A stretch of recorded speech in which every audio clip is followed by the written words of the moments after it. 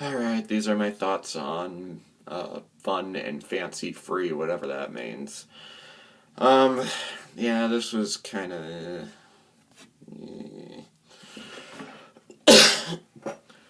So, yeah, it's two cartoons kind of framed around. You have Jiminy Cricket telling some stories or something. Well, he doesn't really tell the stories, he just kind of enters and he goes around this house. Yeah, he sneaks into somebody's house and then he like plays a record and uh, Dinah Shore is back and she tells the story of a circus bear named Bongo um, who escapes the circus and then he tries roughing it in the woods. He has a lot of trouble doing so. And then he falls in love with this female bear. Um, but he has to deal with her, deal with this other big grizzly bear who wants her, and yeah, kind of a generic mean bear. Um, and yeah, there's not a whole lot to say about this one. It was pretty blah. Um, I thought it had a couple of interesting bits, like the part where the bear tries to go to sleep, but then he's like kept awake by all this crazy stuff going on, like these bugs, and then a storm starts up and all that stuff. Um, that was kind of weird, but at the same time kind of creative.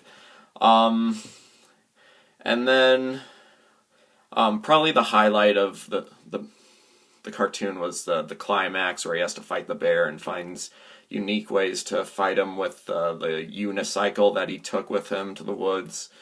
It's yeah, it's interesting. Um,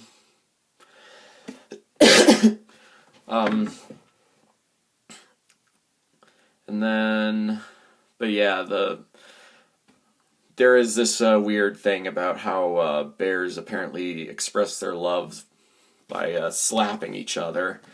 Um, so, yay, spousal abuse. But I don't know. It's not played up as like super.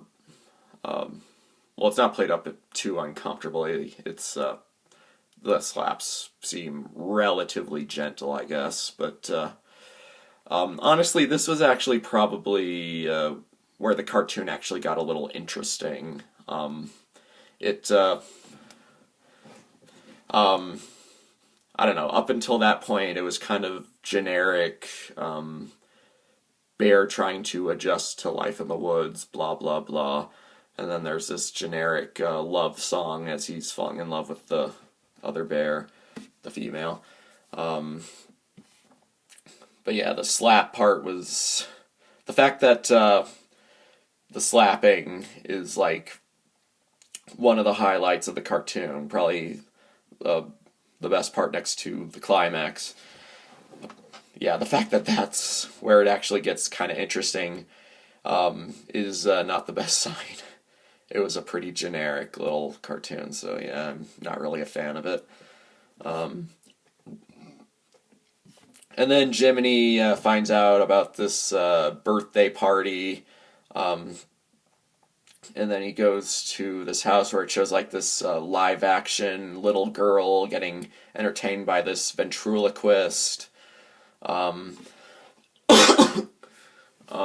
Ventriloquist. Yeah, and there's all these living dummies around her. It's actually pretty creepy when, like, at least at the beginning, where it looks like I don't know, it's a little uncomfortable to watch at first, but and then they start telling her the story of Mickey and the Beanstalk. Now, this is actually a cartoon that I grew up with. I had a VHS of just Mickey and the Beanstalk, but it was framed a little differently. Instead of the ventriloquist guy telling the story to this girl, it was Ludwig von Drake telling it to this little bug that named Herman, I remember. Um, but yeah, it was a lot of the storytelling was kind of similar. I think I do remember some parts being I do remember some parts being kind of similar to what the ventriloquist was saying, and then the ending was pretty similar. Um, but yeah, they I don't know. I'd have to make some like careful comparisons if I make like a proper Mashit review of this movie. But yeah, it's kind of interesting to compare the two versions. But overall, I think it probably would have been better without any narration at all. I mean, maybe there were like one or two parts that needed some narration, but yeah, overall it was kind of like Sterling Holloway and Make Mine Music, the Peter and the Wolf segment. That part didn't need narration, and neither did this. Otherwise, it's a decent cartoon. I did really like it as a kid. It's not amazing as an adult, but yeah, there were some highlights. The part where the beanstalk comes to life and grows into their house and then carries them up into the sky. That was the highlight of the whole movie, in my opinion. That part was great. Willie was kind of amusing. The giant, he was kind of your stereotypical doofus. But he transforms, apparently. Um, he has like magic transforming abilities. He doesn't utilize it much, though. Also, like while the ventriloquist is narrating, his puppets occasionally chime in with these little quips, and I guess they're kind of amusing, but at the same time they're very distracting. So yeah, I'd probably have to watch the Ludwig von Drake version again to make comparisons, but yeah. Also, there's a couple parts in this that, yeah, as a kid, I didn't understand why they happened, as I watched the VHS, but, there was a part near the beginning where, it shows the Happy Valley, and at the top of the hill there's this red barn for a moment, and then it changes into a castle. But yeah, this version does kind of better. Well, it since it's the original version, it does explain why they do it. But yeah, also there's the part where Mickey tries to tie Willie's shoes together so that he trips if he wakes up, and then he wakes up, and then you hear this girl going, "Oh!" Yeah, I remembered that as a kid, and I always wondered what the heck that was, and now watching it, I know it's the little girl that it's being told to. It's...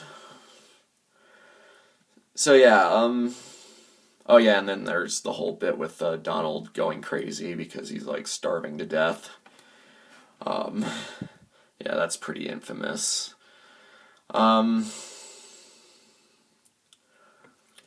Yeah, not too much else to say.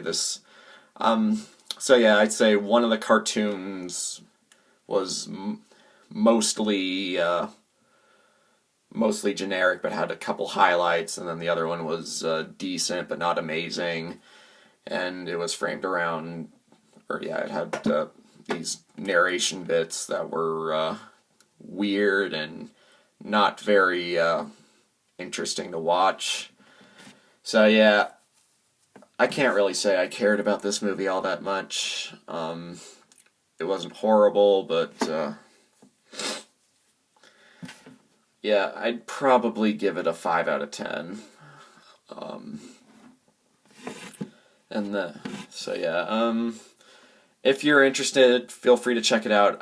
If nothing else, I'd recommend just watching the Mickey and the Beanstalk bit. But yeah, I guess if you want to watch every Disney movie ever, or at least all the main movies in the canon, then yeah, sure. But otherwise, this is probably a skip. So yeah, I guess that's about it. So yeah, mash it and smash it. Sign.